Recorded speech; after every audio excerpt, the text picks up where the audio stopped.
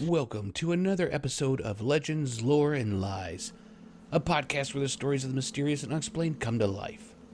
I'm your host, delving deep into the legends that lurk in the shadows of our world. Today we embark on a journey to unravel the mystery of Colossal Claude, the legendary sea monster of the Pacific Northwest. Imagine, if you will, the misty waters of the Columbia River in Oregon. It's here that Colossal Claude, a creature as mystifying as Bigfoot, first made waves. Our tale begins in the 1930s with the crew of the Columbia River lightship claiming the first sighting of this elusive beast. They discovered a creature of staggering size, about 40 feet in length, with an 8-foot-long neck, a robust body, and appearance reminiscent of a serpentine aquatic giraffe. Through the years, Colossal Claude has captivated the imaginations of locals and visitors alike. Descriptions of Claude vary, but most agree on its long neck, rounded body, and a head that looks like an eerie, almost otherworldly gaze. Theories about Claude's true nature range from a surviving plesiosaur to a giant jellyfish or whale, but his true identity remains a tantalizing mystery. What fuels these legends? Is Claude a mere figment of collective imagination, a misidentified marine animal, or something else entirely? As we venture into this captivating tale, we'll explore the sightings, the stories, and the speculation surrounding Oregon's own maritime mystery. Let's explore the historical accounts and eyewitness testimonies of Claude's appearances. Imagine this scene. It's the early 1930s. The Pacific Northwest is a land of dense forest and misty rivers, a perfect setting for myths and legends to take root. And it's here, along the Columbia River, that our story begins. The first recorded sighting of Claude was made by L.A. Larson, the first mate of the Columbia River lightship, in 1934. Imagine his astonishment when he spotted a 40-foot creature with a long neck, a large round body, and what was described as an evil, snaky look to its head. Other crew members joined in, observing this mysterious beast through binoculars. But what exactly did they see? Descriptions of Claude vary, but many agree on significant size, the serpentine body, and the unique head. Some say it resembles an aquatic giraffe or camel with a snake's tail. Quite a peculiar image, isn't it? Over the years, more sightings followed. In 1937, the crew of the fishing trawler Viv encountered the creature. Captain Charles E. Graham described it as a long, hairy, tan-colored creature. This added a new layer to the mystery, suggesting that Claude might not just be a product of the sea, but perhaps a creature of a different origin. So, what could Colossal Claude be? A surviving plesiosaur? A misidentified whale? Or a giant jellyfish? Theories abound, but concrete evidence remains elusive. In the world of cryptids, Claude stands tall, or should I say, swims deep, as a captivating mystery. As we swim through these historical accounts, we can't help but wonder about the blend of fact and folklore that gives life to legends like Claude. But what about the people who claim to have seen it? What stories do they have to tell? Claude isn't just a creature of sightings or reports. It's a figure woven into the rich tapestry of local mythology. The Pacific Northwest, with its deep indigenous roots, our storied past, is a breeding ground for legends, and Claude has become part of this mystical landscape. For decades, his stories have circulated among fishermen, sailors, and residents along the Columbia River. Each sighting adds a layer to the legend, painting a picture of a creature as elusive as it is fascinating. But where do these stories intersect with culture? In Oregon, Claude has become more than a cryptid. It's a symbol of mysterious and unexplored. From artwork and books to films, Claude has inspired a myriad of creative expressions, capturing the imagination of artists and storytellers alike.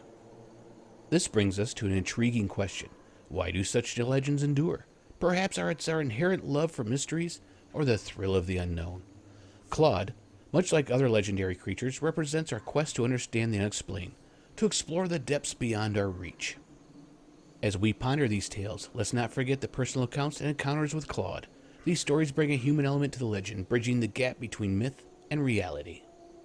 It's time to share stories and encounters from those who have claimed to have come face to face with this mysterious sea monster. Our first tale comes from an eyewitness named Emily. She recounts a foggy morning on the Columbia River. She was kayaking when she saw something large and shadowy beneath the water's surface. At first she thought it was a log, but then it moved, undulating in a serpentine fashion. Emily was both terrified and mesmerized. She didn't see it clearly enough to confirm it was Claude, but her experience left her wondering. Then there's the story of old Captain Jenkins, a seasoned fisherman. Jenkins claimed that back in the late 70s, while trawling near Astoria, he saw a large, snake-like creature with a horse-like head breaching the surface. He described its eyes as glossy and almost knowing. For years, he'd tell his story to anyone who'd listen at the local tavern. These personal encounters, whether real or imagined, add a human dimension to the legend of Claude.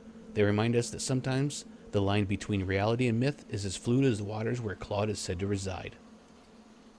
Throughout history, humans have been fascinated by the unknown. Cryptids like Claude captivate us not just because of what they might be, but because of what they might represent. The unexplored, the unexplained, the boundary between the known and the unknown.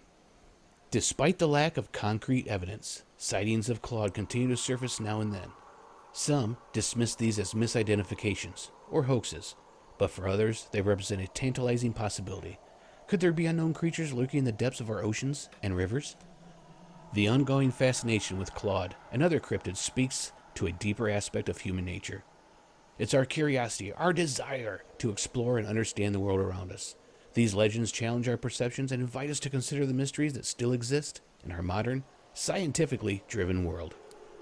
And so, the legend of Colossal Claude lives on, whether as a real creature, a misidentified animal, or a figment of collective imagination. It continues to hold a place in the folklore of the Pacific Northwest. It reminds us that the world is still full of wonders and mysteries waiting to be discovered. As we wrap up today's episode of Legends, Lore, and Lies, I want to thank you, our listeners, for joining us on this deep dive into the mystery of Claude. I'd also like to thank Emily for sharing her story and the reasons I looked into this tale. We've journeyed through history, legend, personal anecdotes, and continuing mystery that surrounds this legendary sea monster. Today's exploration reminds us of the power of storytelling and the human fascination with the unknown. Whether Claude is a creature of fact or folklore, it has captured our imaginations and offered us a glimpse into the mysteries that still lurk into the hidden corners of our world. As we conclude this episode, remember that the world is full of wonders, and stories like Claude invite us to look beyond the ordinary. They challenge us to question, to explore, and to dream about what might be lurking just beneath the surface of our understanding. And now, I turn to you. Do you have a story to share? Have you encountered the unexplained? Or do you have a local legend that sends shivers down your spine? I invite you to share your tales and experiences, just like Emily did. Reach out through our YouTube channel, Discord server, or email. Your story could be featured in a future episode, adding another thread to our ever-growing tapestry of tales.